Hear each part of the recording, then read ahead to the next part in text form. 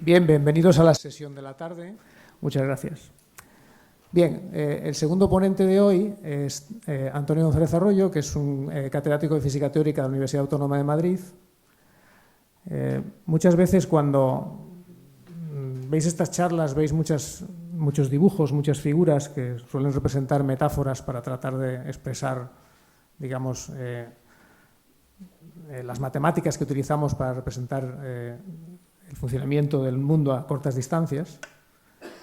Esas matemáticas tienen un nombre, se llaman teoría cuántica de campos, y Tony es uno de los grandes expertos mundiales en teoría cuántica de campos, es decir, es esa persona a la que tienes que ir a preguntar realmente los secretos del oficio, ¿de acuerdo? Para mí, además, es un gran honor presentar a Tony porque lo conozco desde hace muchos años, desde que estaba sentado en sus clases tomando apuntes. Fue profesor mío en la universidad, y yo quiero decir que era mi profesor favorito en la universidad, y es una de las personas de las que más física he aprendido a lo largo de los años. Así que os dejo con Tony, que tiene un título enigmático para nosotros hoy. Gracias.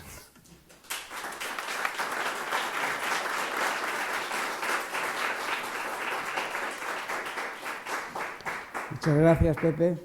Muchas gracias a la Residencia por darme la oportunidad de hablar de este tema, que tiene un título, digamos, bastante genérico y hace una pregunta, formula una pregunta que resulta como de fácil solución, aparentemente, puesto que ya desde pequeñitos nos enseñaron estos personajes en Biblas la diferencia entre lo grande y lo pequeño, como aquí tuve un ejemplo que tenemos. Bueno, en fin, esto no es todo, por supuesto.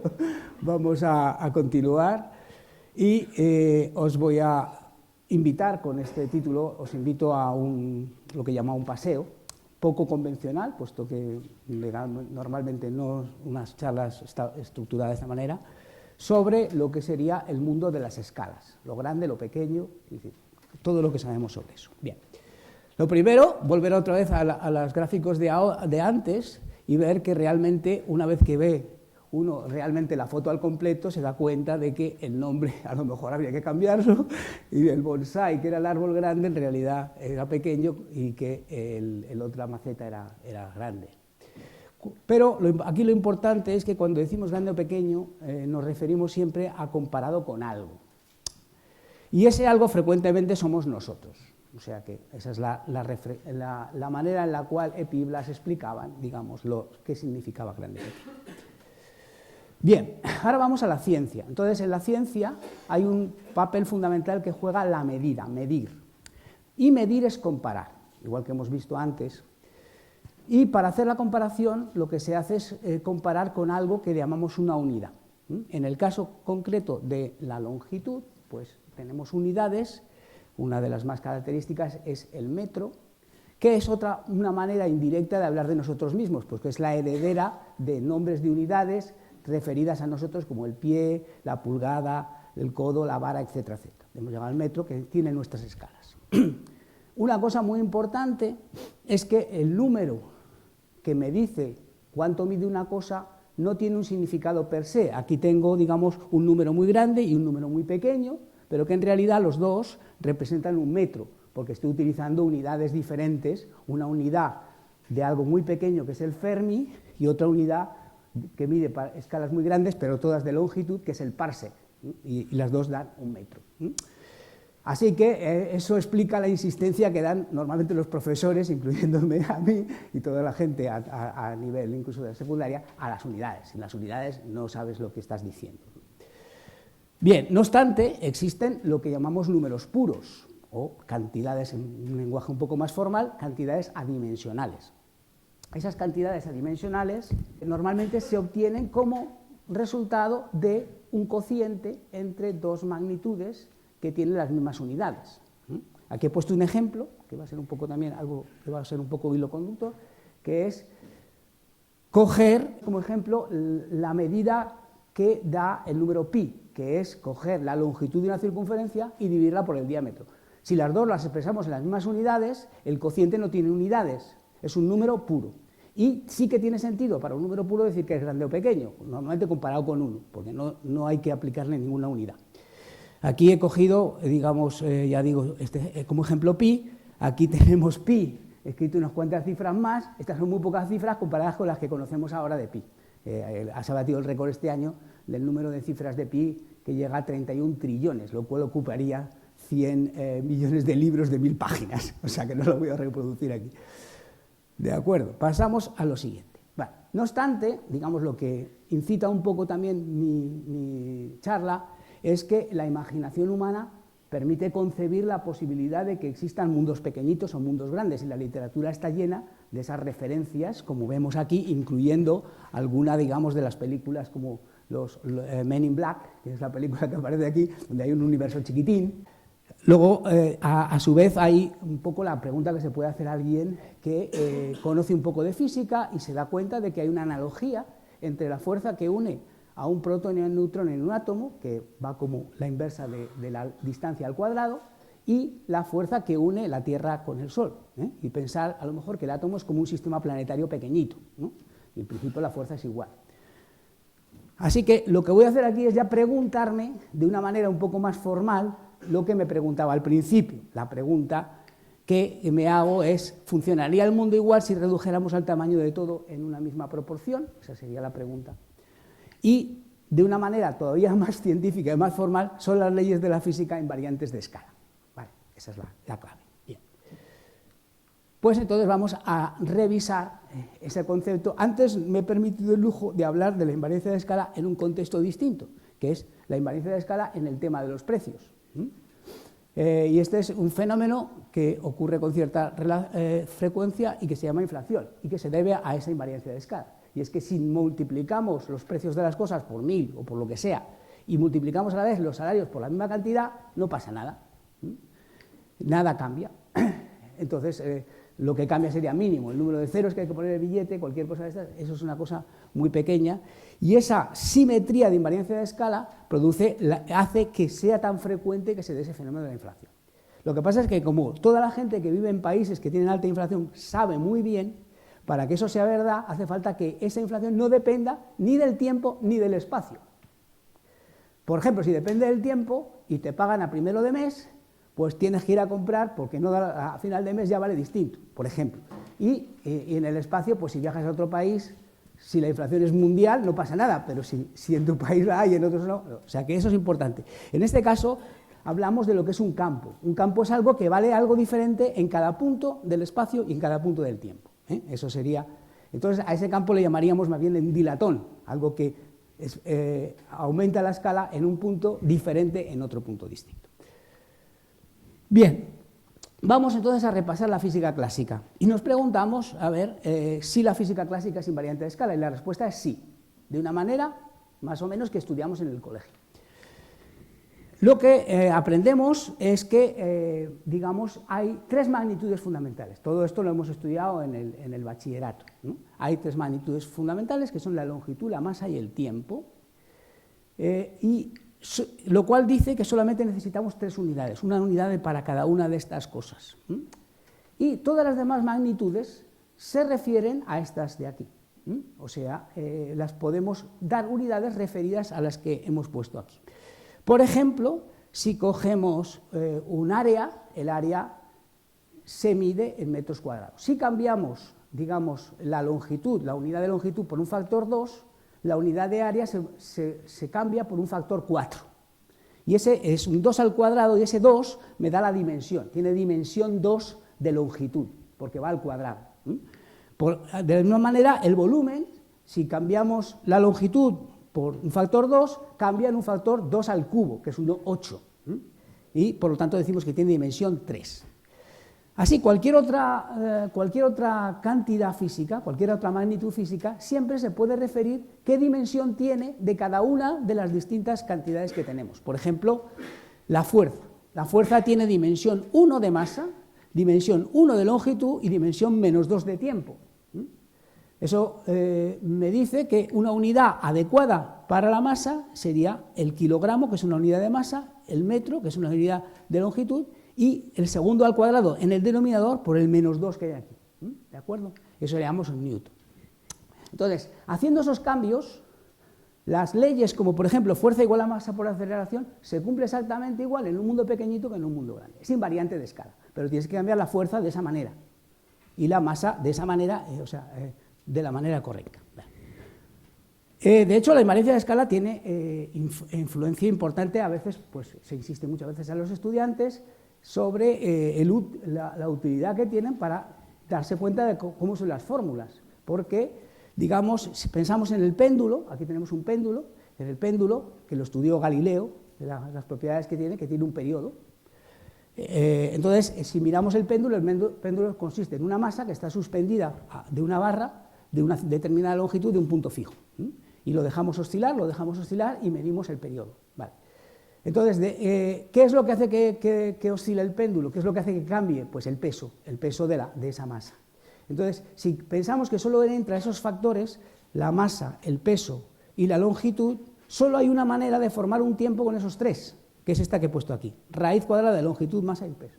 Luego, la fórmula que te da el periodo tiene que ser necesariamente de esa forma, raíz cuadrada de longitud por la masa dividido por el peso de los ingredientes que entran en esto, multiplicado por un número que es un número puro, y en este caso consiste otra vez en 2pi, que vuelve a aparecer otra vez. 2pi sería el caso para pequeñas oscilaciones, para oscilaciones mayores ya no es 2pi, pero el otro factor no puede cambiar porque es algo que obviamente es la única forma de que tenga las dimensiones correctas, de que se transforme de la manera correcta. Un inciso aquí es hablar del hecho de que, digamos, podría depender, uno podría pensar a priori que podría depender de la naturaleza de la masa, de qué está hecha, de cuáles densidades, si lo que pones ahí es de hierro o es de madera o lo que sea, y sabemos que Galileo se dio cuenta de que eso no es así, y eso es una propiedad de la gravedad, es una de las primeras propiedades de la gravedad que descubrió, no depende de la naturaleza de qué está hecha la sustancia, se comporta exactamente igual. También se puede deducir de la fórmula que tampoco depende de la masa, porque el peso es proporcional a la masa. Luego, en este cociente de aquí, la masa que aparece aquí y la del peso se cancelan, y entonces, obviamente, no depende de la masa. Eso es una propiedad fundamental de la gravedad, identifica la gravedad, que no depende de la masa ni de la naturaleza, es igual para todos.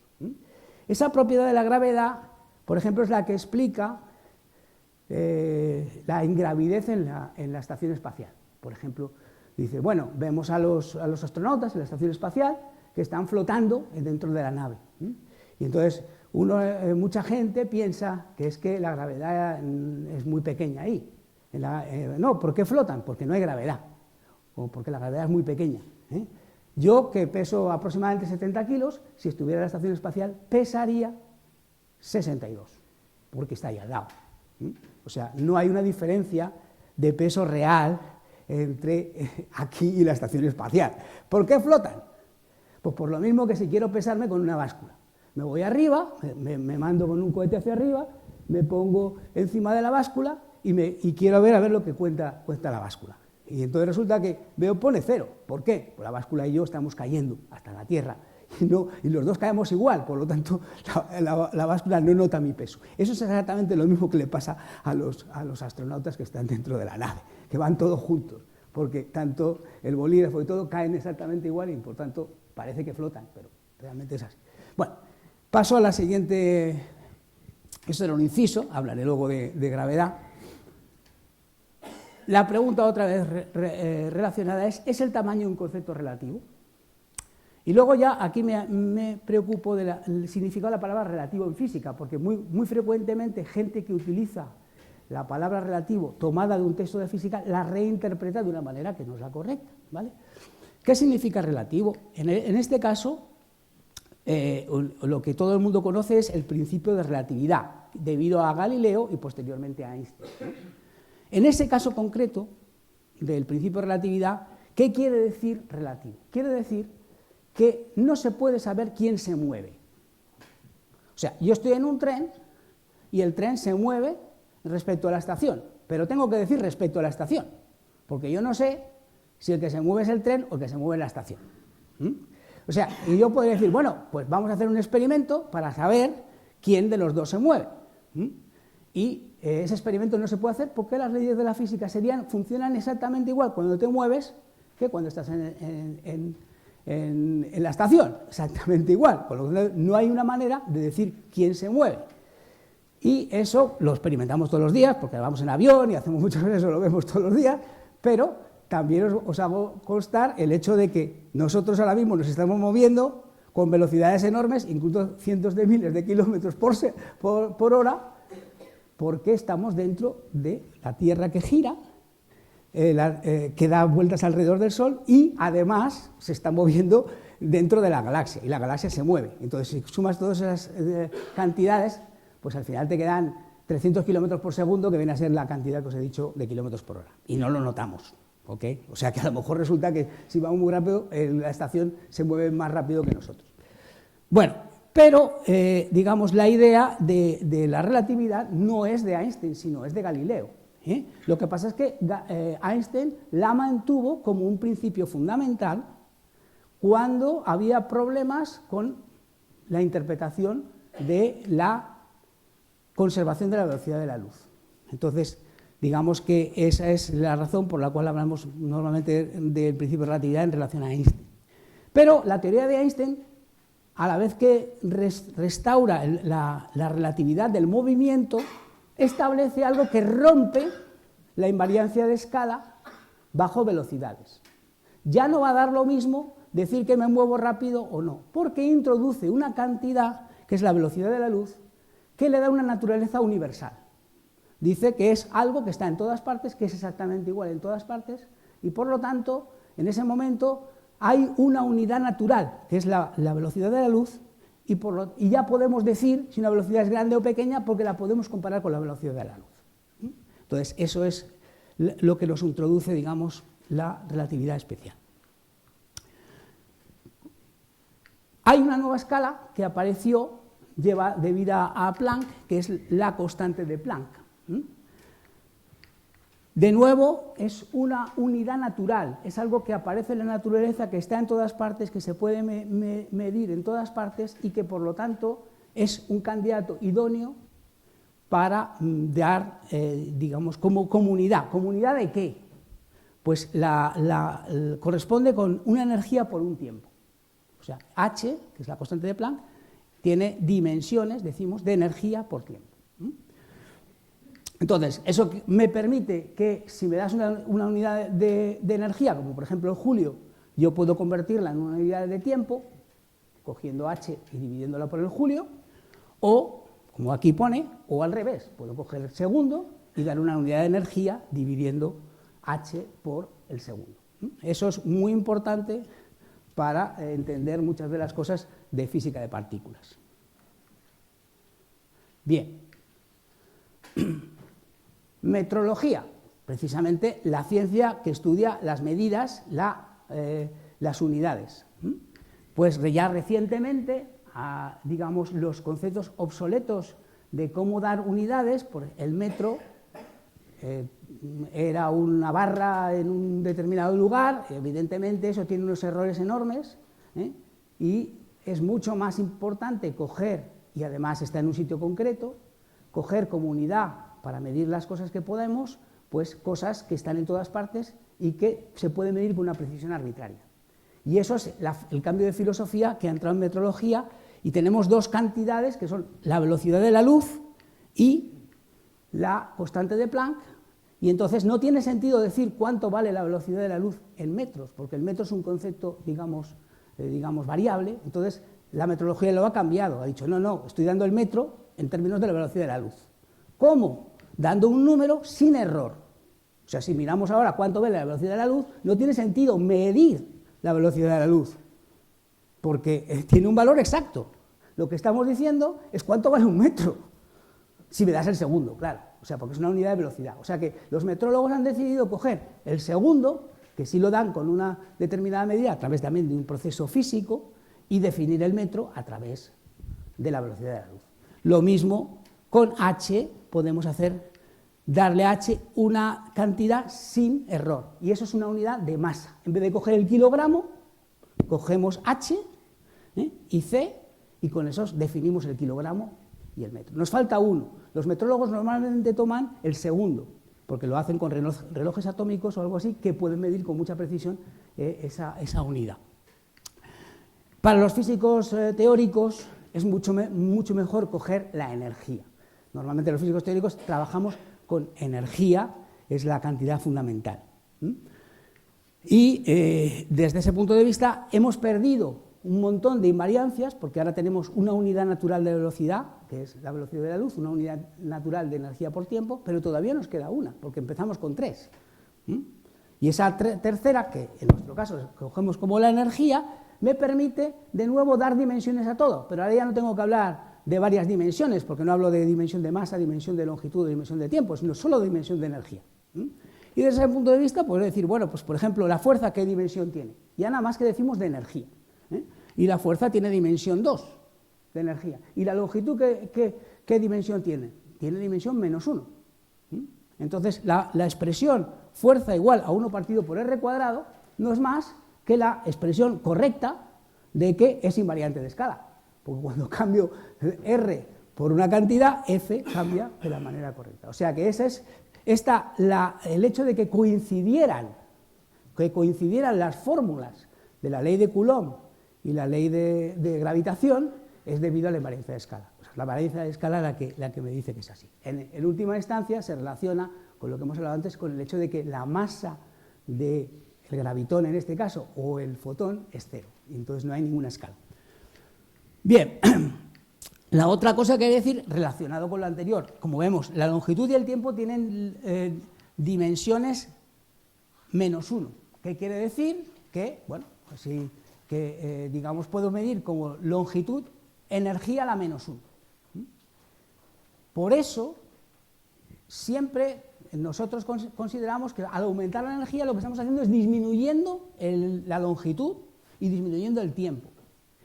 Y, por ejemplo, un aparato como el HC que ha descrito Josemi, es el aparato que da más energía posible a una partícula, también es el mayor microscopio posible, porque es lo que mira la cantidad de espacio más pequeña. O sea, hay esa relación inversa entre la energía y la longitud.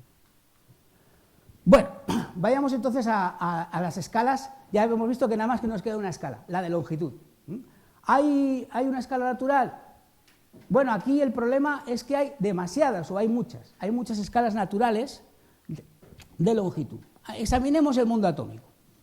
Aquí tengo que disentir de Josemi y de lo que dicen no solamente Josemi, sino mucha gente sobre el papel, digamos, del Higgs. Ya veremos un poco más adelante, porque si nos fijamos realmente en nosotros o en todo lo que nos rodea, tenemos 2 unidades naturales que afectan a nuestro mundo.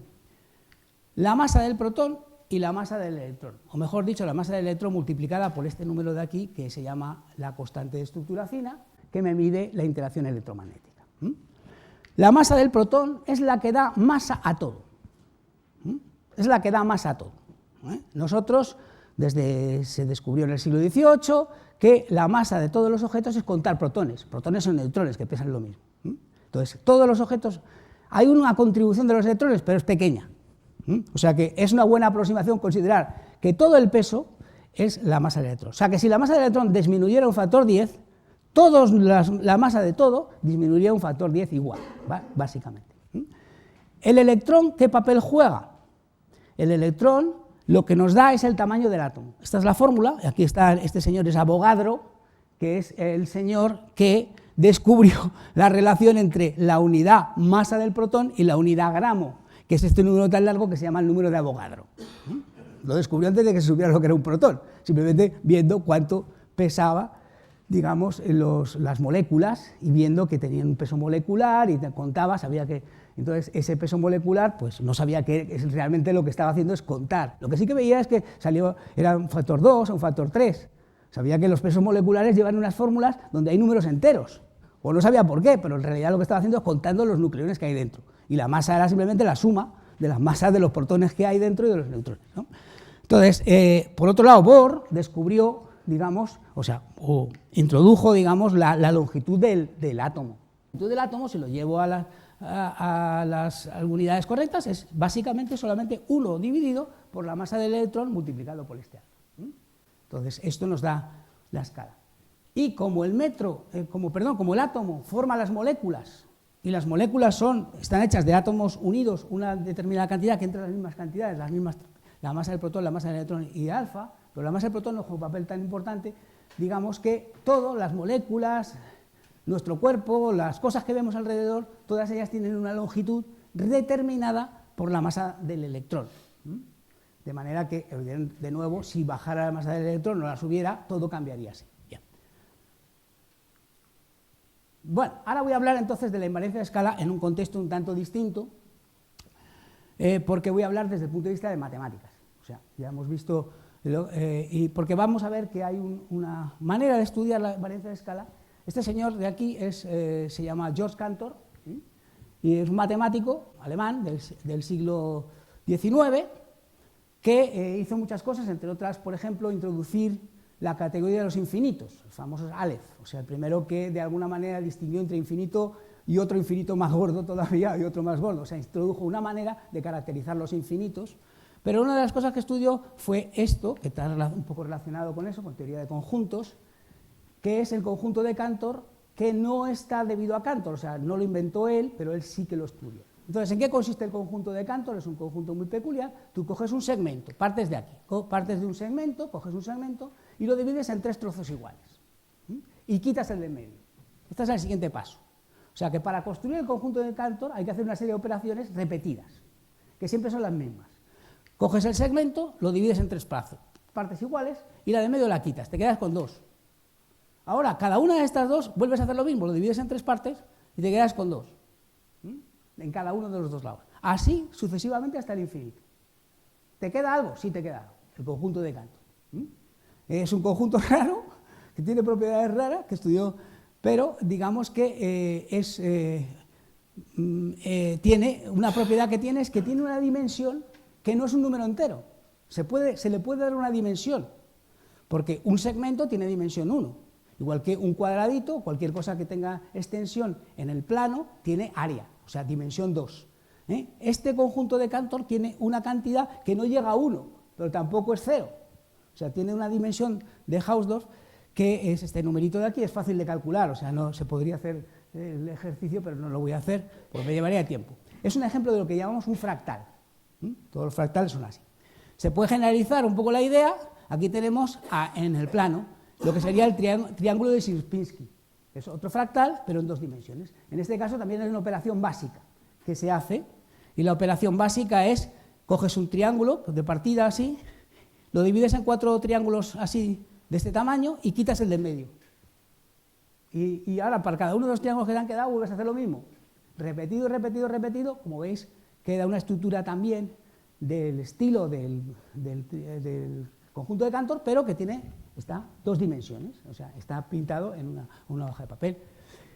Lo importante de todo esto es que yo estoy construyendo todos estos objetos a partir de una operación básica, que es esto: dividir el triángulo en 4 triángulos y quitar el de en medio. Y en el anterior lo hago de otra manera, pero hay una operación básica que repito. Lo hago y luego la vuelvo a repetir, luego la vuelvo a repetir, luego la vuelvo a repetir. La dimensión de Hausdorff en este caso es 1,5, que es un poco mayor que la de 1, pero no llega a 2. De hecho, lo curioso que tiene, desde el punto de vista de la invariancia de escala, es precisamente lo que vemos aquí, que si hacemos un zoom y nos metemos dentro del conjunto del triángulo de Sierpinski, pues vemos todo lo mismo. A todos los niveles hay esa invariancia de escala, porque el mundo es exactamente igual. Cuando lo magnificas, vuelves a ver otra vez el triángulo de Sierpinski. O sea que este es un ejemplo de un objeto invariante de escala que he construido por esa operación. ¿Okay? Bien, aquí vamos a pasar a lo siguiente, que es un poco una idea general que es denominador común de lo que hemos visto. Y es que básicamente este tipo de objetos se construye con una operación básica que luego se repite muchas veces. Eso se llama iteración. O sea, iteramos una operación básica muy, muy sencilla, como hemos visto en los casos anteriores, y cuando lo llevamos hasta el infinito, pues eso nos da, digamos, algo raro, que son los fractales que hemos construido. ¿Qué pasa cuando repetimos una operación muchas veces?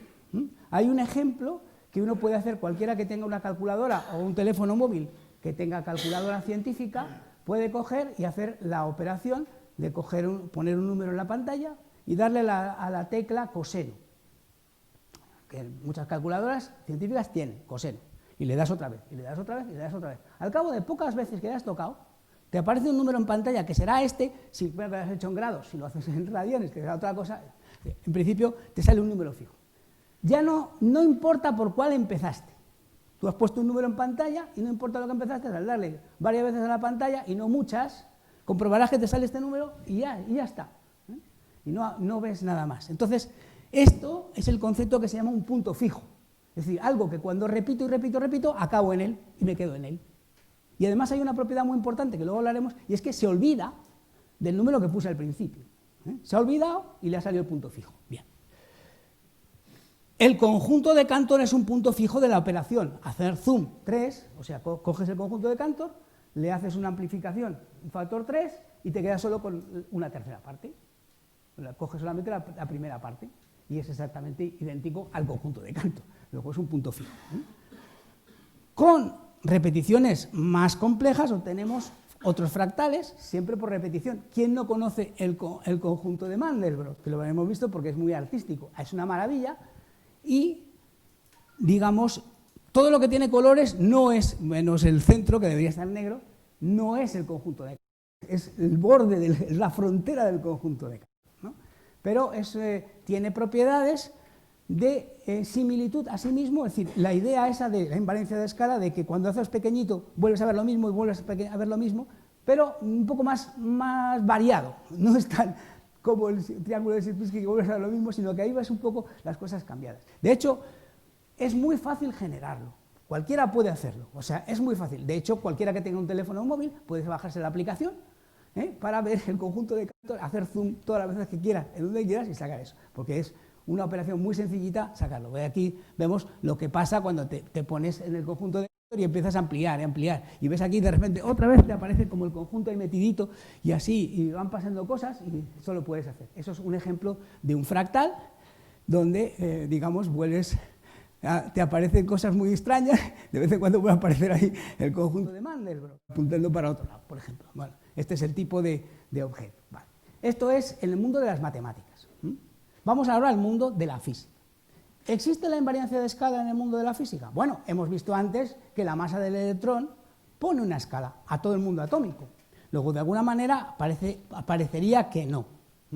Sin embargo, eso no es del todo cierto, y se descubrió en un determinado momento que, digamos, hay un dominio de la física, en particular en los sistemas, digamos, como fluidos o también son imanes, en los cuales la invariancia de la escala vuelve a aparecer, y vuelven a aparecer los mismos fenómenos que hemos visto antes con los ejemplos matemáticos.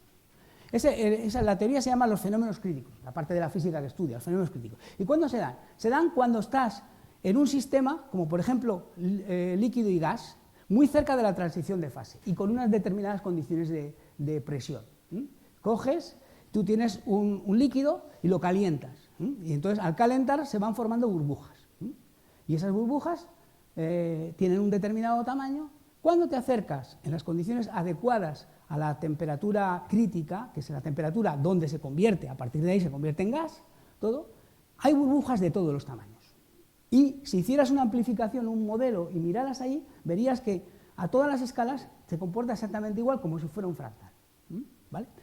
Entonces, ese es el tipo de modelo, situación en la cual tenemos invariancia de escala en física. Evidentemente, si hacemos un zoom demasiado grande, llega un momento que nos encontramos pues las moléculas o sea que hay un límite, pero también cuando empezamos de alguna manera en el conjunto de Cantor, hacia un lado ya se acaba, ¿no? Bueno, lo importante es que todas las mismas características que hemos visto en los ejemplos matemáticos se dan aquí. Es decir, hay una operación básica que es la que forma burbujas grandes a partir de las inmediatamente más pequeñas.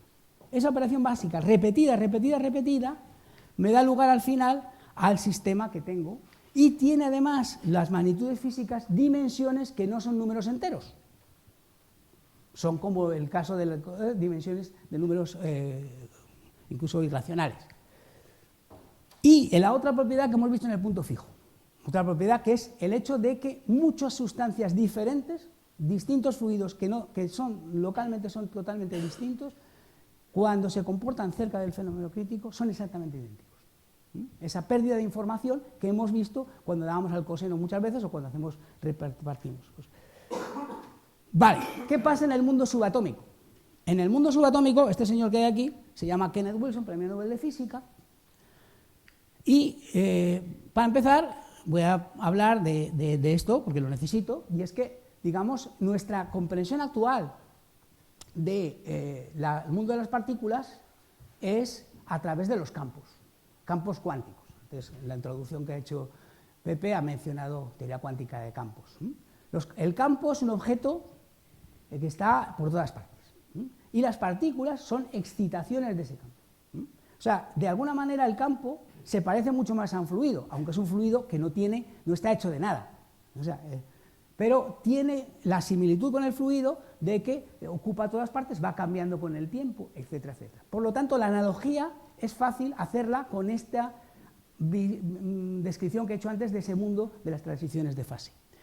Y el que realmente estableció los puentes fue precisamente Wilson, donde se dio cuenta de que en realidad es muy parecido lo que pasa, digamos, en el mundo subatómico, no estamos muy por debajo de los átomos, porque estamos en las partículas elementales, en los campos cuánticos que dan las partículas elementales, que un comportamiento muy parecido al que encontramos en el caso de los fluidos.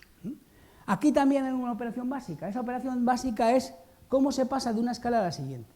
¿Cómo afecta una escala, las cosas de un tamaño, a lo que pasa al tamaño siguiente? En vez de preguntarse cómo veo yo una cosa muy pequeña, cómo me entero, o cómo afecta uno muy pequeño a mí, lo que voy haciendo es paso a paso, viendo cómo uno muy pequeño al siguiente, y al siguiente, y al siguiente. Son un paso y se itera, se repite. Por eso tenemos un poco una estructura parecida. Eso me da lo que llamamos el grupo de renormalización. El grupo de renormalización es lo que me permite pasar de una escala a la siguiente. Y repitiéndolo muchas veces, ¿qué voy a obtener? Puntos fijos, ¿no? Esos puntos fijos se llaman teorías de campos conformes, que al final, a todas las escalas, tienen el mismo comportamiento, son exactamente igual. Y también tienen caracterizadas por tener dimensiones no enteras, que son dimensiones anómalas, que llamamos dimensiones anómalas de los objetos. O sea, tenemos un poco la misma estructura, y también es importante recordar el fenómeno de la universalidad, es decir, la pérdida de información. En el momento que repetimos, llega un momento que de donde salimos no cuenta.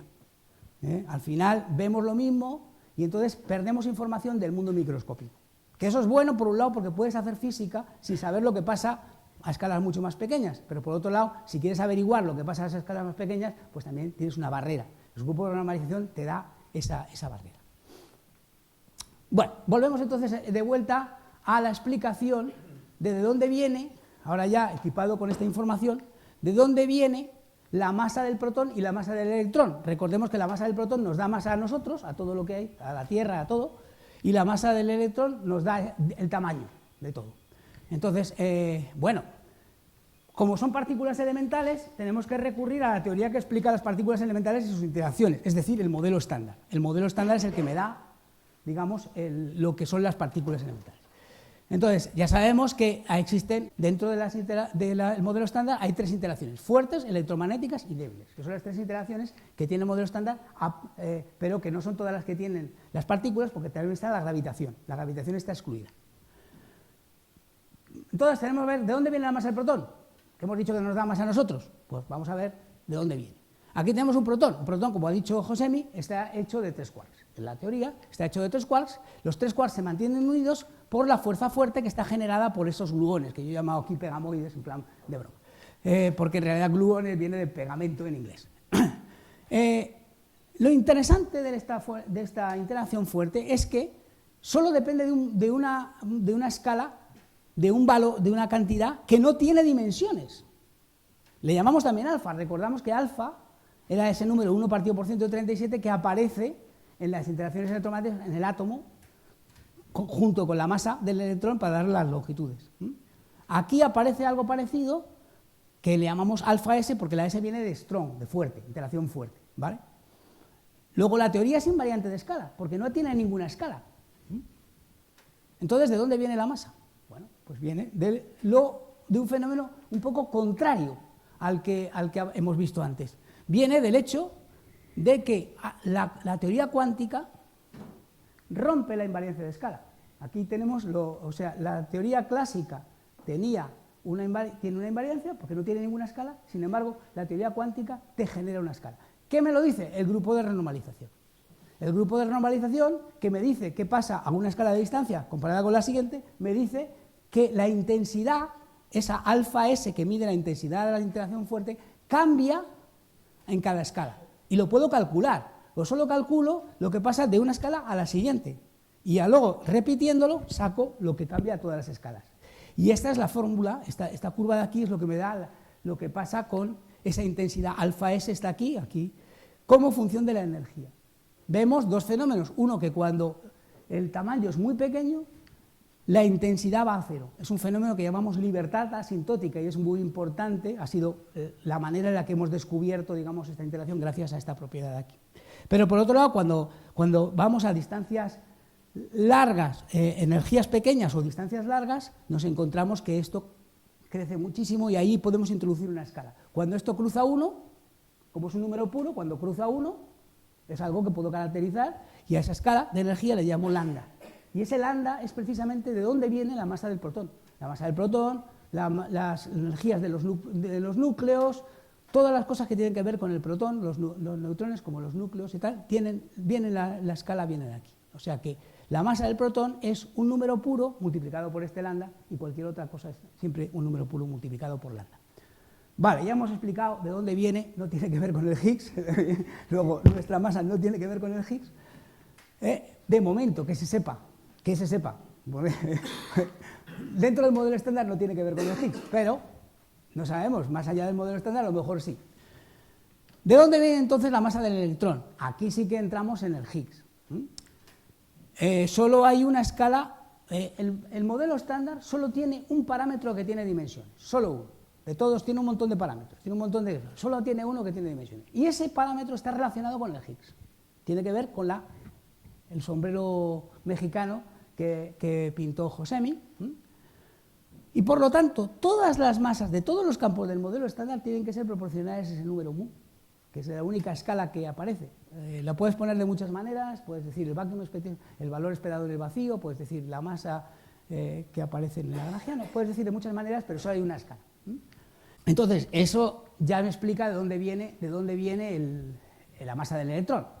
Lo ha explicado antes Josemi, viene del Higgs y de la interacción del electrón con el Higgs. Y a través de esa interacción el Higgs le introduce la escala mu que viene con él, ¿vale? ¿Qué problema tiene el modelo estándar? También lo ha mencionado Josemi, el que no solamente aparece eso, sino que es que aparecen un montón de otras partículas, todas ellas con su masa, y con masas que van en un rango enorme, desde muy pequeñas, como en el caso de los neutrinos, que es 200.000 veces más pequeña que la del electrón, o menos, porque todavía no se sabe exactamente el neutrino más ligero qué masa tiene, o 340.000 veces mayores que el electrón, como sería el quark top, que es el que tiene más masa. Y entre medias hay un montón de partículas que tienen masas intermedias y que bueno, no sabemos entender. Es el problema del sabor que mencionó Josemi. Más aún, hay partículas que son muy parecidas al electrón, como son el muón y el tau, que son 200 veces o 3.500 veces más pesadas que el electrón. O sea, tienen una masa distinta. Pero, ¿qué problema tenemos? El problema que tenemos en el modelo estándar es que tenemos un modelo perfecto para estudiar lo que tenemos, pero por culpa del grupo de normalización, nuestra única información sobre qué hay más allá está almacenado en esos valores de las masas. O sea, que eso es lo que tenemos como pista, salvo que encontremos algo nuevo en el LHC, pero, digamos, para descubrir, se nos ha borrado la información de lo que puede haber más microscópico que lo que estamos estudiando en el modelo estándar. Bueno, para terminar de introducir un poco más de caos, y hablo de la gravedad, de la cual no he hablado hasta ahora. La gravedad, voy a hablar muy poquito de la gravedad. La gravedad se modificó en principios del siglo XX por Einstein desde la formulación inicial de Newton, que es lo que se llama la teoría de la relatividad general. Y esa modificación de gravedad, esa teoría de la relatividad general, tiene dos partes bastante diferenciadas. Una es muy general y se llama el principio de equivalencia. Y esa muy general, para empezar, me dice que yo puedo tomar las unidades que me dé la gana en cada sitio. Si estoy en un punto, puedo tomar las unidades que me dé la gana. Todos los puntos son iguales. Lo que me dice es que la geometría del espacio-tiempo, lo que llamamos gravedad, es realmente geometría del espacio-tiempo. O sea, sí puede cambiar de un sitio para otro, pero si yo cambio las unidades, puedo hacer que se parezca igual a cualquier otro sitio. Es un problema de unidades. Eso se llama el principio de equivalencia. Luego tiene una segunda parte, que es donde me dice que esa geometría se produce por el hecho de que tienes energía y masa en el espacio. O sea, me dice cómo se produce la geometría. O sea, la primera parte, la geometría está ahí, y es lo que llamamos gravedad, es esa geometría. La segunda parte es la geometría se ha producido de una manera concreta a partir de la distribución de energía que tienes. Eso puede cambiar. De hecho, mucha gente prueba variaciones respecto a eso. Hay teorías alternativas o intentos de teorías alternativas. De momento, la relatividad general, tal y como la formuló Einstein, funciona perfectamente. A ese segundo nivel aparecen dos constantes más con dimensiones no nulas de longitud o energía, lo que queramos, porque ya sabemos que están relacionados, solamente hay una magnitud. La longitud de Planck y la constante cosmológica. Son dos escalas que me aparecen en esa formulación, en esa segunda parte de la teoría. Y las dos cantidades son muy raras desde el punto de vista de las escalas, pero ya sabemos que eso depende de las unidades. Yo no puedo decir si es grande o pequeño, pero comparado con otras, es realmente, por ejemplo, la longitud de Planck es tan pequeña que es la misma relación que existe entre 100 kilómetros, una cosa de 100 kilómetros, y el tamaño de un núcleo atómico, el tamaño de un protón. O sea, la relación de distancia que hay entre eso es la misma que hay de un protón a la longitud de Planck. O sea, es increíble. Pues esa es realmente esa. Y la constante cosmológica, pero lo importante, bueno, la constante cosmológica no sabemos si la conocemos o no. Lo que sabemos es que ahora mismo un universo se está expandiendo, digamos, aceleradamente, cada vez a más velocidad. Y la única cosa que conocemos, bueno, o una de las cosas que conocemos que podría producir esa expansión acelerada es la existencia de la constante cosmológica, que introdujo Einstein y que llamó el mayor error de su vida, y lo llamó así porque lo hizo para que no se expandiera el universo, cosa que realmente sí se expande. Entonces realmente, en principio,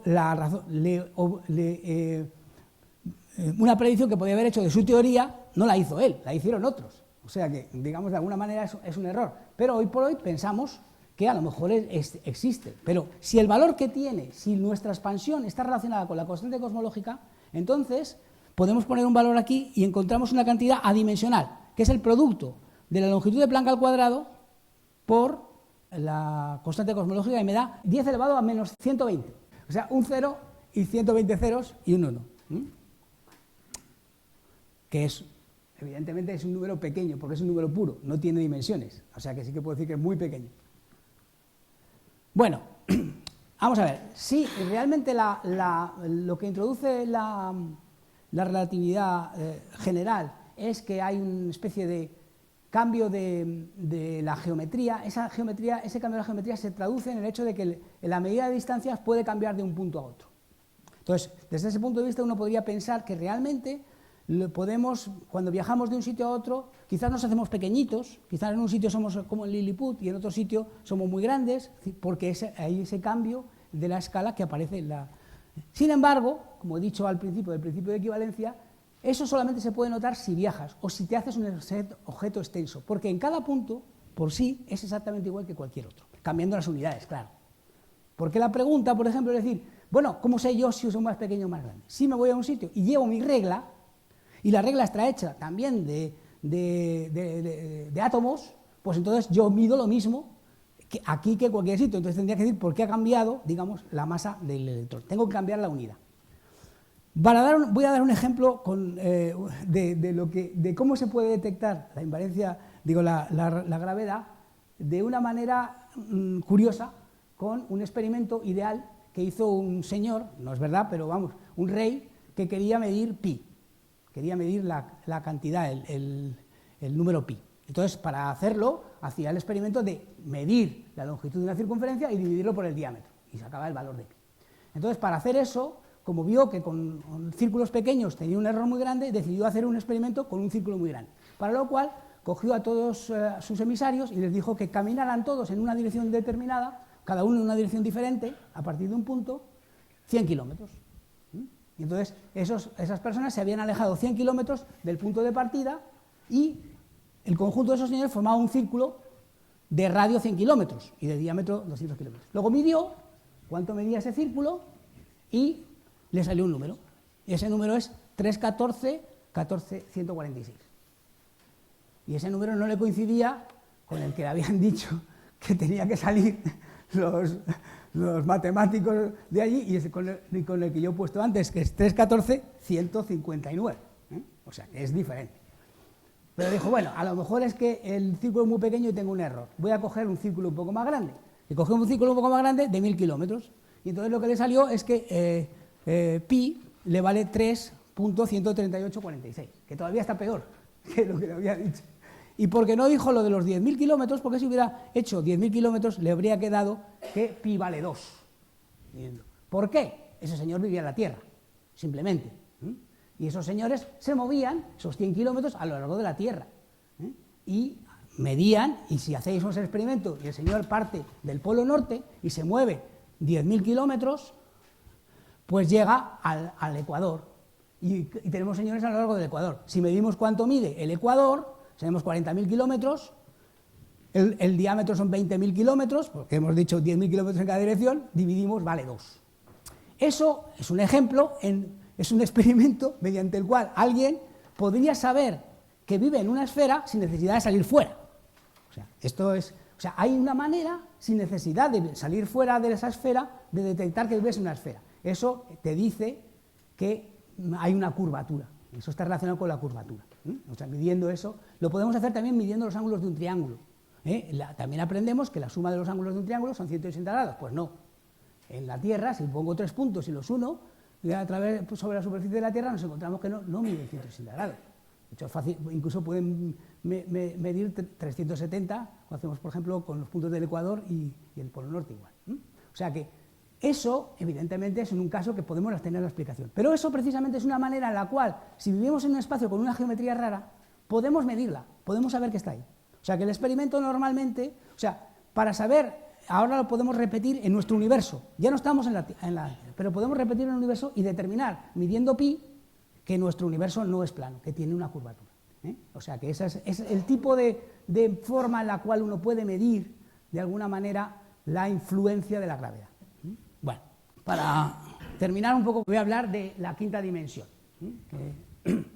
La quinta dimensión es, digamos, una introducción de este señor que se llama Juan Maldacena, que descubrió algo que se relaciona con todo lo que hemos contado hasta ahora, lo descubrió como hace unos 20 años o algo así, y es que la gravedad en 5 dimensiones, con una determinada geometría que se llama anti de Sitter, a lo de menos, pero se corresponde exactamente con una teoría de campos conformes. Recordad que la teoría de campos conformes es precisamente el punto fijo de la invariancia de escala. O sea, es algo que es igual en todas las escalas. En la frontera de nuestro universo. O sea, en la frontera que es nuestro universo. O sea, que nosotros vivimos en 4 dimensiones. Pero si nos consideramos que esas 4 dimensiones son la frontera de uno de 5 que tiene esa geometría, resulta que la teoría de campos conformes se obtendría a partir de la gravedad en esas 5 dimensiones con esa métrica concreta. Básicamente lo que ha hecho Maldacena es relacionar lo que llamábamos antes el grupo de normalización, que me da las escalas, con la evolución de la geometría o con la propia gravedad. Y aquí tenemos, por ejemplo, una descripción de lo que es anti de Sitter, en una versión, digamos, poco, la frontera somos nosotros, este es anti de Sitter, y vemos cómo hay una invariancia de escala a cada nivel, va cambiando las longitudes hasta aquí, o sea que vemos una especie de relación entre el grupo de normalización que te va cambiando las escalas con la gravedad de este tipo. La gravedad, esta es la métrica de Sitter, este es el tipo de métrica que tenemos, que se va haciendo más pequeña según vas acercándote a la frontera. Bueno, Entonces, volvemos otra vez, digamos, al problema, vamos, estamos terminando, que hemos planteado antes, que es el de, bueno, entender las escalas. Hemos visto que aparecen muchas escalas. El problema no es que no tengamos una escala, el problema es que tenemos demasiadas escalas. La gravedad ha introducido nuevas escalas y ya el propio modelo estándar introducía demasiadas escalas que no sabemos entender. Entonces, una posible solución, pero que yo llamo desesperada y que espero que no sea correcta, es la de considerar que esos, digamos, valores que toman las constantes de las escalas, los cocientes de escalas, esas cantidades adimensionales, sean algo que va cambiando de un punto a otro del espacio, algo que hemos hablado antes. La posibilidad, como en la inflación esta local, algo que sea realmente un campo, que esas constantes no sean tal constantes, sino que realmente cambien de un punto a otro y también en el tiempo. Entonces, si eso ocurre, digamos, pasaría algo peculiar, y es que, bueno, solamente para algunos valores de estas constantes, no todas, porque no sabemos realmente si esto aplica para todas, algunas constantes son esenciales para que estemos aquí. O sea, lo más normal sería, esos números tan absurdos como los que hemos visto antes, son necesarios, porque son necesarios para que estemos aquí, para que el universo sea tan antiguo. En general, si no ponemos unos números tan raros, tan pequeños, pues no estaríamos aquí. Ni habría estrellas, el universo no habría vivido lo suficiente como para generar estrellas, para generar galaxias, etcétera, etcétera, y para que se pueda hacer vida y vida inteligente. O sea que, de alguna manera, esto es una necesidad, aparentemente, según esta construcción. Entonces, gente se plantea si realmente podría ocurrir que en un universo primitivo hubiera varias regiones del espacio donde ese campo tuviera valores distintos en algunos lados, y solamente en los sitios donde esos tomaran los valores para que el universo creciera y se hiciera grande y antiguo, pudiera existir, digamos, vida, pero que hay otros universos, otros sitios donde son muy pequeñitos, donde esos valores de las constantes no son iguales que las nuestras. O sea, es una explicación desesperada que se relaciona con el principio antrópico y con la idea del multiverso. No obstante, yo claramente no me gusta esto porque no sería ciencia en el sentido de que si no damos un criterio para poder explicar o medir esta posibilidad, pues sería una especulación que puede ser cierta, pero que ya no podemos, todo lo que no podamos realmente testar ya no es ciencia, de manera que queda ahí como una opción. Bueno, finalmente, digamos, simplemente concluyo diciendo que tenemos, digamos, el problema actual es la existencia de muchas escalas, que hay muchas teorías, todos esos resultados tienen que ser parte de lo que llamamos más allá del modelo estándar, porque el modelo estándar está bien como está, simplemente tiene esos parámetros, pero de dónde vienen esos parámetros no lo sabemos, y bueno, hay muchas teorías, ninguna de ellas tiene el sabor de ser la teoría final, la teoría correcta. Normalmente cuando uno ha encontrado la teoría correcta, siempre sabe que es la correcta, porque aparece de manera obvia que explica muchas cosas muy bien. O sea que termino con esto.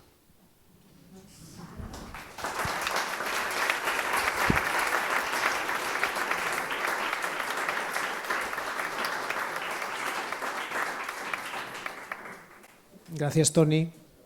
Tenemos tiempo para preguntas. Me he esperado un poco porque si los físicos quieren preguntar. En primer lugar, felicitarte, Antonio, por desde mi punto de vista, un enfoque tan interesante entre lo pequeño y lo grande. Ahora, al principio de tu charla has mencionado que la velocidad de la luz es una constante. Por supuesto que los físicos, si no se especifica, se supone en el vacío. Creo que es muy importante siempre enfatizar que la constante es en el vacío, porque cuando se habla con gente de humanidades, inclusive entre técnicos, crea muchísimos problemas. Nada más que eso. Gracias. Es un comentario correcto, efectivamente. Sí. Lo que pasa es que, bueno, básicamente casi todo es el vacío. O sea, realmente, pero bueno, tienes razón. Lo otro es un fenómeno colectivo, que la luz parece que vaya a otra velocidad en un medio, es por un fenómeno colectivo, pero realmente o sea, entre los átomos siempre va la velocidad de la luz del vacío. ¿Vale? Y decir que es constante, bueno, ya como he dicho, es una cosa que la tomo como unidad. O sea que también decir que la velocidad de la luz cambia no tiene mucho sentido si la unidad es la velocidad de la luz. Sí, muchísimas gracias por la charla. Ahí me he perdido un punto porque hay alguien que dice que toda la información que hay en el universo se mantiene, está en algún sitio, o sea, nunca se pierde información. Entonces, cuando vamos por ese proceso de iteración, nos ha dicho que en algún momento ya se pierde la información que teníamos hasta ese momento. Entonces, yo no sé, ¿no? Esa gente que dice la información del universo se mantiene y si no está en un sitio pasa a otro. Digo por los agujeros negros y cosas de esas. Que hay gente que especula mucho en eso, ¿no? Que la información nunca se pierde. Esa pérdida tienes que iterar el proceso hasta el infinito. Si no lo iteras hasta el infinito, por supuesto la calculadora te va a dar unas cifras y eso se va a quedar fijo. Pero si la calculadora tuviera un número arbitrario de cifras, siempre encontrarías diferencia. O sea, al darle al coseno te va a cambiar algo, claro. O sea, no vas a llegar al punto final hasta que no... Y va a depender, eso de diferencia va a depender de dónde empezaste. Esa pequeña diferencia, lo que pasa es que esa pequeña diferencia es cada vez más pequeña y no la vas a ver. También en el caso de pi, he cortado, pero obviamente la información de la curvatura la tenemos, aunque sea una cosa muy pequeñita, podemos hacer el mismo experimento, de alguna forma, sobre la velocidad de Tierra. Lo que pasa es que eso afecta a una cifra muy alta. Vale. Bueno, pues entonces damos las gracias a Toni. Gracias otra vez.